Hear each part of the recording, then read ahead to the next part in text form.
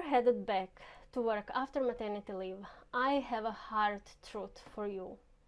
You cannot maintain a 40-hour week work, be a present mom, and keep your house looking like a Pinterest board. Something has to give up. When I went back to work after maternity leave, I tried to keep cleaning exactly like before. And one day I realized my shower doesn't need a pharmaceutical B-grade cleaning. I work in STEM, yeah, and I know what deep cleaning looks like. But my house is not production, and trying to maintain pre-baby standards was exhausting me more than helping me. So I started to think, instead of letting my house fall apart, maybe I just have to change the operating system a little bit. So today we are breaking down how to run your household chores like a lean corporate project so you can actually enjoy your weekends. I really want to show you the bare minimum system that keeps our house functioning without stealing all my energy. First of all, you should know what are you cleaning for? What are you cleaning for? Are you cleaning for health? Yes, but it will most likely never be sterile, and it doesn't have to be, right? Are you cleaning for function? Yes, you do, but the clean kitchen has many levels of cleanliness, yeah? So maybe your kitchen doesn't need everyday deep cleaning. Maybe it needs less than 2 weeks or something like that. Do you clean for guests? I think yes. I think there we are. If we have a lot of guests, we want to present our home as clean as possible.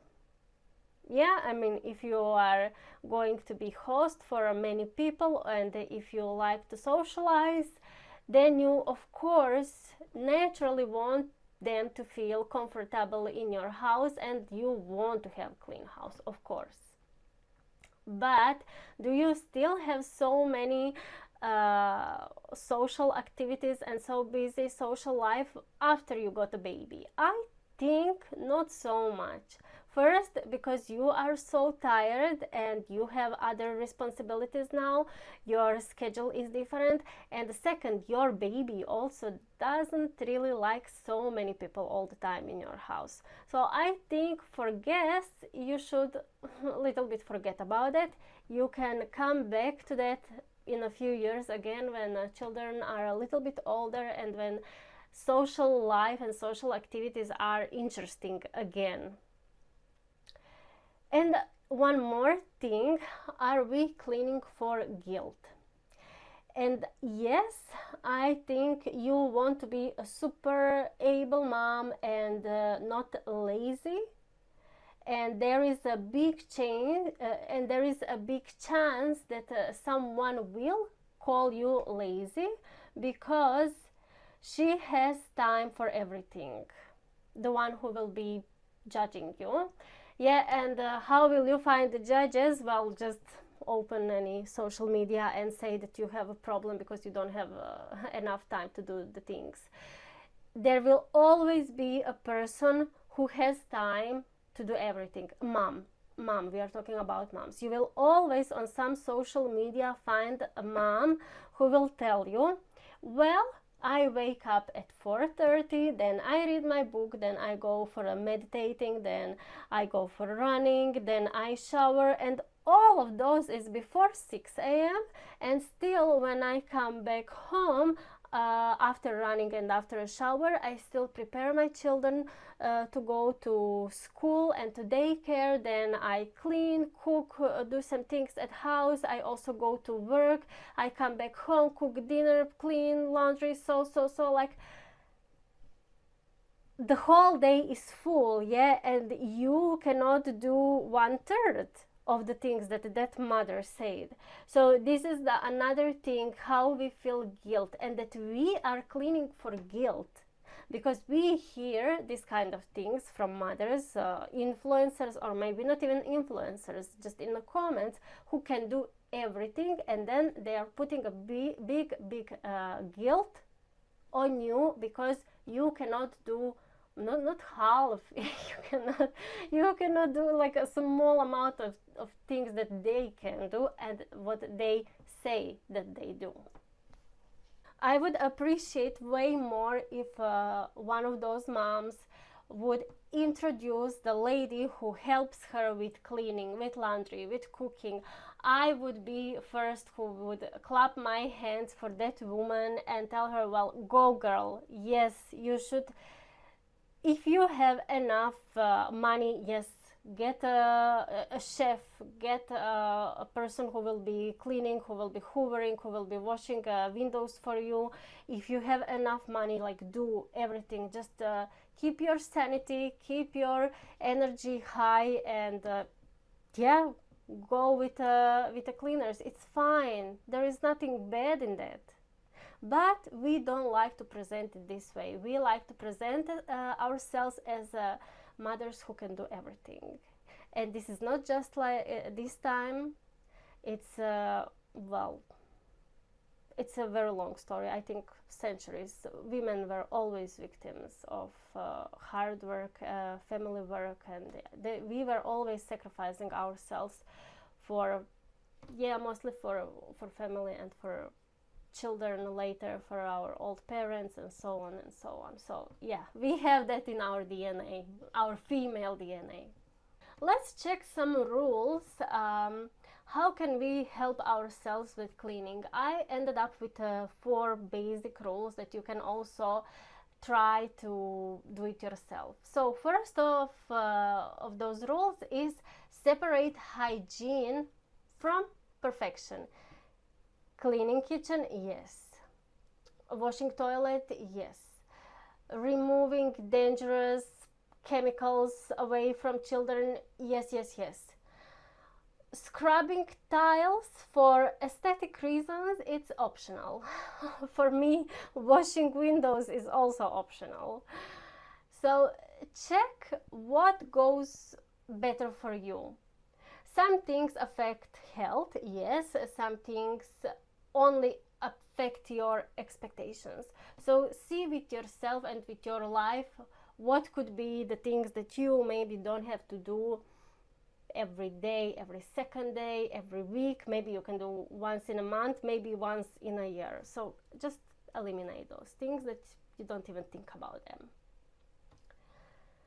Second thing, laundry. Laundry must move automatically. Yep. What do I mean when saying that? I mean that you are not the one who is go from one room to another room collecting all the dirty clothes. Yeah? So at least this is how I set up in my home. I introduced a laundry basket for each person in the house. Everyone has their own laundry, and we have also laundry for the bath towels. That one is one of the laundry for kitchen towels, because I use not just paper kitchen towels but those fabric ones, yeah. And the blankets, not the blankets, the beddings. One basket just for the beddings, because we change beddings like frequently. Yes. So I have one laundry basket for that. But what I want to say with the basket is that before they go to take a shower, and in our house we have to take a shower before sleeping, so in the evening. I know that in some cultures, some countries, shower is maybe 2 times per day, maybe even more. If it's very hot, why not? Some countries once per day, but is especially in the morning. Well, with us is always in the evening. We take shower once per day, and it's always in the evening, so that you go with a clean body in the bed. Yeah, that was my point. But before they go to take a shower, they have to go to the laundry room, to their basket, to dispose the dirty clothes in their basket, and then they can go to take a shower with their towel. Everyone has their towel also. So this is how I organized. I don't have one specific day in the week when I'm washing the laundry. I wash like how I see that it's feeling. That's how I wash also. Sometimes also I'm not the only one. My husband also is washing. Nanny also sometimes put to wash. And last few weeks I'm trying to teach my son, who is older, like he's preteen, also to use the washing machine. Yeah, we had one interesting incident. Instead of him putting in the washing machine, he put in the dryer his dirty clothes, and he was so happy that he managed to run the exact program that I told him to run. I gave him the script, so I made like a work instruction on a paper like this with the steps 1, 2, 3, 4, yeah, what he has to do. But he missed he missed the washing machine, and he put everything in the dryer. So when I saw, like, I was, what do you mean what you did? But okay, now he knows for sure where is what is the washing machine and what is the dryer. The third rule is about removing unnecessary tasks. And what do I mean about that? I mean that I don't iron anymore. I iron only on request. I don't have time to iron, to be honest, and it's when outside you have like 20 plus degrees Celsius, then for sure you will be sweating while ironing, and yeah, I don't do it. It's wasting time. If you really want me to iron something, yes, I can occasionally. Otherwise, I buy fabric that it's not really wrinkling, so it looks not bad. Let's say like that. It doesn't look so bad. You can also check what works for you the best. Sometimes maybe you don't even have time to fold the washed laundry. So what do you do then? I know that once we had so difficult time in our life after baby came, that my husband say, don't even fold anymore. You washed it, we washed it, it's enough. We don't have time to fold it. Just make a pile and everyone will be taking it from the pile. So he wanted to introduce the big pile of washed clothes in the laundry room, but I say like, no, we still have to do something there. At least we will do piles per person. Yes, every person will have its own pile of washed clothes, and I think this was working for maybe 1 or 2 weeks, but it was really difficult time, and don't judge me, I didn't see any other solution for that. After that we went back to properly folding, but yeah, that time it was like that. And I don't say for you you will go to that direction. Maybe not, maybe you do have time, or maybe you can pay someone to come to your place and to fold the clothes, and maybe your husband has also more time. I don't know, but if you have to go so deep that you never expected that you will go, it's fine. I mean, you don't have to stay there forever. You don't have to be doing the piles like for years. You do it just for the time that you think that you cannot do anything different, yeah. And we are coming to our fourth rule, and this is define your cleaning frequency. What do I mean with that? I mean, what are the daily tasks, like hygiene tasks? What are the weekly tasks, like a reset task? And what is monthly? From my point of view, yeah, daily is kitchen, toilet, and these kind of things. Yeah, with us, beddings are once per week, and changing the bathing towels also once per week. I know that it can sound terrible, but I don't see any other option at the moment. Even that sometimes it's too much. But as soon as becomes better and easier, and more space, more time in my days, in our days, it will be more frequent. But so far, trust me, these boys, they don't complain. Like, they are annoyed by me when I remind them, oh, it's Friday, we have to change the beddings, and then I hear, oh my God, again, can we skip it one Friday? And I say, no, we can't, guys, we can't. But yeah, my boys. There are also some methods that you can try to use at your home. One of the methods is MED, minimum effective methods. That was used in training and optimization. So what is the smallest effort that still produces the results you want? You can apply it at home, like what is the minimum cleaning effort that gives me healthy and functional home. So you are buying, for example, a cleaning wipes. You don't get clothes for cleaning, and then different detergent for floor, for windows, for table, for desk, for whatever. You use just cleaning wipes for everything. Let's say that can be one of those examples. Then the other method is SLA, meaning service level agreement. We have to lower the service level agreement. Frame cleanliness standards using corporate terms. Decide what is critical, like clean dishes, like safe floors for crawling, versus what is nice to have, like washed windows. And that's, you apply that for the next few months, for the next 6 months, 1 year, whatever you want, whatever applies to your life. Then you have one load a day protocol, meaning that you will always wash one washing machine in a day, if that works for you.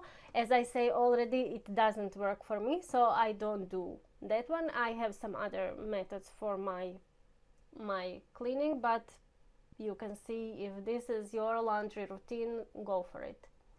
And also there is one that is called zone cleaning versus whole house cleaning. So you can spend just 15 minutes a day on one specific zone, rather than trying to clean everything at once, and that once will be usually weekend, but when you are home, when you have enough time, so you are using your precious weekends for cleaning. It's not really nice. Like, go for some activity outside, go on the beach, go in a park, enjoy with your children, with your husband. Don't clean. I mean, who likes cleaning? If your house looks different than before children, it doesn't mean you became lazy. It may mean your priorities changed. And for all my sisters in cleaning, I want to tell you, your house serves you. You don't serve your house. Lower the standards for a season, not forever, yeah? Okay? So you can raise your peace of mind. Your goal is not to have a perfect home. Your goal is to have enough energy left to enjoy your family and still show up at work as yourself. Yeah, so I'm curious. What household standard did you let go after becoming a parent? And what is the one chore you are officially outsourcing or letting go of this week? Tell me in the comments, because I think many of us need permission to stop doing things the hard way. And if you need more strategies for surviving the return to work, hit subscribe, and I will see you in the next video.